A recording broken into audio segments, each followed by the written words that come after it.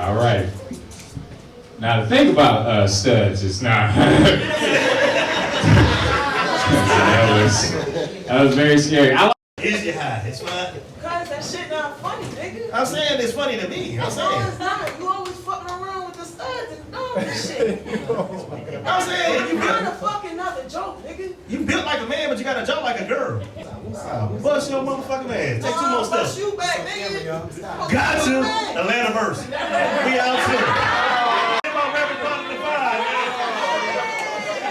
I like how you walk, Pat, because I'm assuming everybody in this audience knew that was going to happen.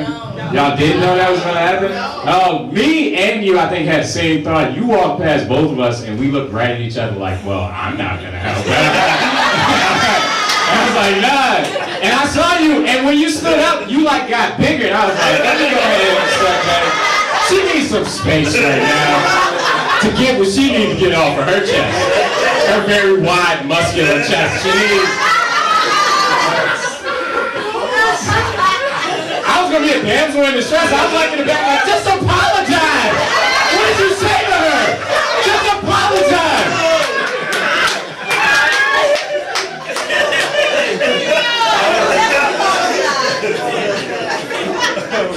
And no, Kate is right. It's not just because that situation. It's hot as fuck in here. Hey. This is nice, man. I've done comedy a lot of strange places, like coffee shops, bars, my mama house. And basically what I'm saying is I do comedy for a lot of young 20-year-olds. It's nice to, just one time, it's nice to be in a room full of adults. That's really, yeah, give it up for yourself. Everybody in here looks like they got a mortgage to pay. That's cool. I just turned 30 like 2 months ago, and I'm starting to accept some things about myself. And one of those things I accepted is I don't think my dirty talk is best, but I'm 30, so I don't feel like changing it at all. And I think the reason it's so bad is because I just got a lot of feelings, and they just all come out in that moment. Like me and my ex was fucking, and it was during hurricane season, so I just kept moaning, "Ooh, you gonna evacuate?" And cue the gospel music. I was barely listening. He did play Marvin Sapp after something. Oh, you're right here. You're still right here. It made me think of the gospel music I would play.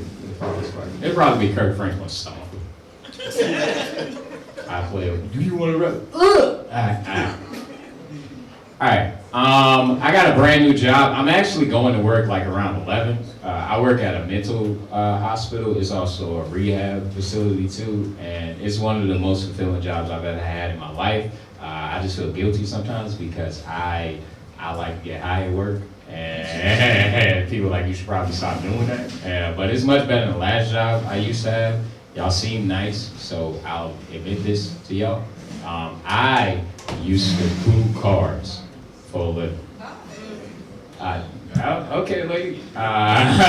No, pay attention. I said I used to. I had to quit because it's a very dangerous job. Like, I actually got a gun pulled out on me. So yeah, so if y'all wanted to know, that's one way to get out of the hood. so how it happened is I was booting this car across the street from this barbershop, and then the dude, he came out the barbershop and he had like a little 9 on him. And he was like, "Hey bro, take him off.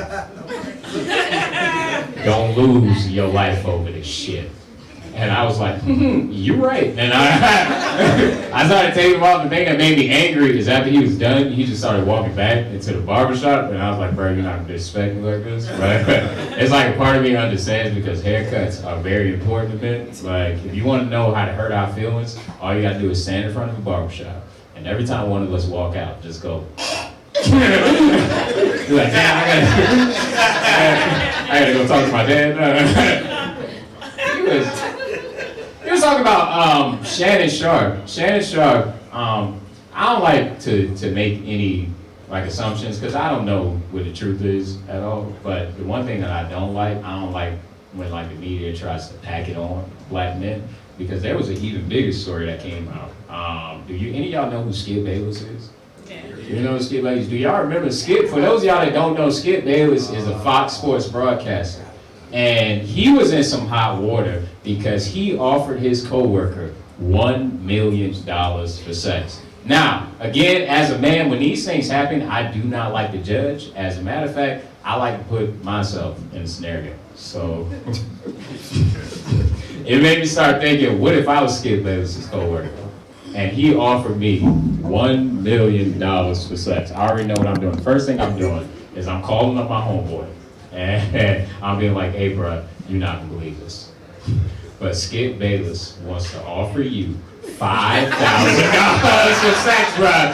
Let's get this money, man. I could be the middleman, but not like that. So we're in April right now. I don't know how many people know about this every time I bring it up, but that seems like a lot of people know. But I didn't even know you were standing right there. I'm very high right now. Did you guys know last month it was Women's History Month? Yeah. Did you guys know that? I think that's amazing. I don't want to make this about us or about me at all, but I'm glad to say I'm a man born in the South because I feel like we treat our women much better than they do up north. I was in New York to do a couple of spots, and I was walking down Times Square, and this lady, she like stopped and asked somebody for directions, and they gave it to her, and she was like, oh my God, I appreciate you so much. You have a blessed day. And then I know this Puerto Rican dude came, and he was like, why you ain't just look at your phone, dumb bitch? And I was saying, I'm like, I mean, he right, but he ain't got to say it. I love women regardless of what I just said. You guys are amazing. I was raised by nothing but women, so I know exactly how strong you guys are. For real, I saw my sister beat up a crackhead before. And who was that crackhead? My dad. So I wish that part was a joke. It's not. My dad actually is a drug addict, but he was present.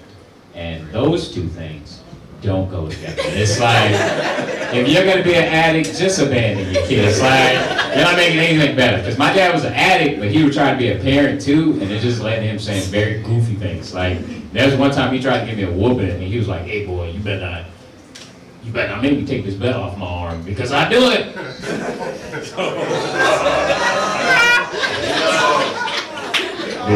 Do you guys get it, or you need me to explain that? All right.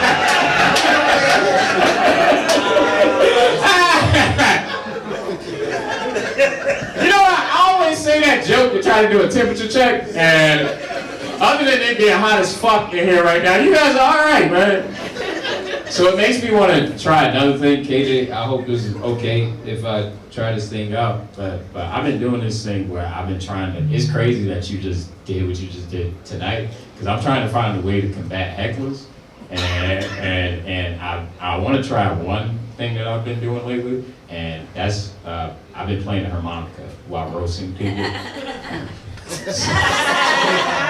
So I don't want to get anything wrong and make you angry. Do you mind helping me out with this joke really quickly? You are actually a very nice person. So what I'm about to ask you to do, maybe out of your character, or maybe it's well within it. Do you think, I don't need you to get up at all. Just use your voice.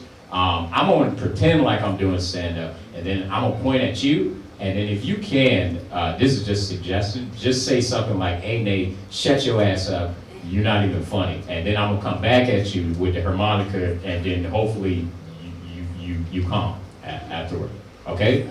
You ready? All right. So I'm going to pretend like I'm doing stand-up right now, and then you're going to say something, and then I'm going to be me. All right, you ready?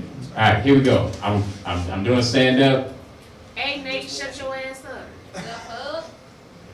Hey, I was talking to her the whole time. What are you? That's right. Why did you just volunteer for that? Why did you just say that like you meant it? Like, stop down. I might not get buffed with her, but I'll do it with you, all right? Sit your ass. I'm not talking to you. I'm talking to her, all right? All right, but if that was a good example, say what she just said, and then I'm gonna come back at you with the harmonica. All right. Now I'm doing stand up. I'm doing stand up. Bam, bam, bam. Hey, Nate, shut your ass up. That shit ain't even fun. Lie. No, you shut your ass up. That's why your titties so long. They call you 2 Chainz.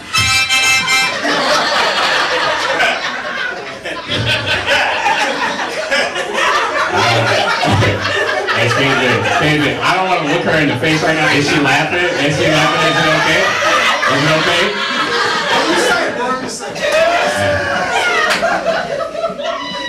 What are you talking about, bro? You said, when I'm telling you, me and him were going to run behind the curtain down the...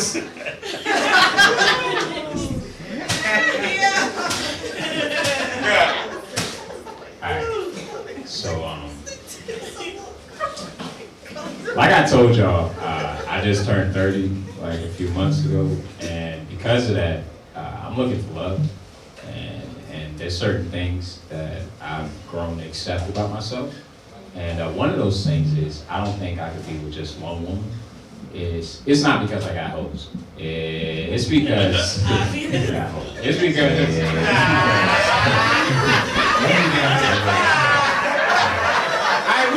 pressure when y'all making fun of me, alright? I'm like pouring my heart right now. Hey, you know what? Get up, smack her in the back of the head, bro. One time.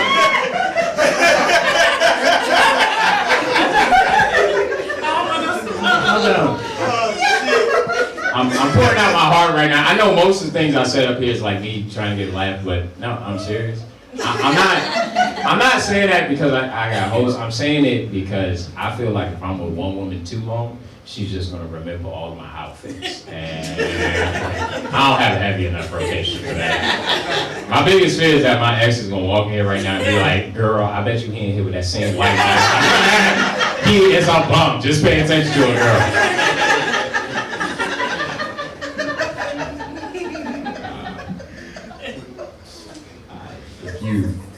Like I said, I just got questions. I'm gonna assume you guys are together. If you don't mind me asking, how long have you guys been together? A year and some change. A year and some change. March 15th. Okay. Wow. Ooh. Oh no, he got the date wrong. Stop. He got it wrong, March 15th is her birthday. That's what I'm thinking about. I mean, she could have pretended like you got it right back. No, that's cool. No, that's beautiful. You guys have been together a year and some change. You guys are perfect people to ask this question too. And this is not me trying to get a joke. This is me asking an actual question. You guys have been together for a year and some change. If you don't mind me asking, how long do you think you guys will, I don't know, last? You said forever? All right. He said forever. If y'all didn't hear him at all. You're gonna kill yourself. I'm just playing. And maybe I'm just saying that because I'm jaded. Like my hope for love kind of went down in the past couple of years, and the only thing that's really kept it alive is my grandmother and my grandfather's marriage. They were together like for over 6 years, and my grandfather, he actually passed away last year. And I was telling my grandma this, how like they were my last hope. They made me believe it was alive. She said, "Baby, that's beautiful, but you should probably know your grandfather cheated on me for most of our marriage. And if I'm being honest with you, I never said anything because I didn't want to ruin this family. And back in my day, you followed your vows, you stayed together until death do you part. But if I'm being honest with you again, ever since he's passed, it's been the only time in my adult life that I've had time to focus on my happiness and my happiness alone. And maybe that's been the point. Maybe the love that I've been searching for this entire time has been inside me." And I said, "Granny, that's beautiful, but you could have kept that shit to yourself." I told you on last show, now you told me Granddad is a whore. All right, guys, my name is Nate Allen. Good night.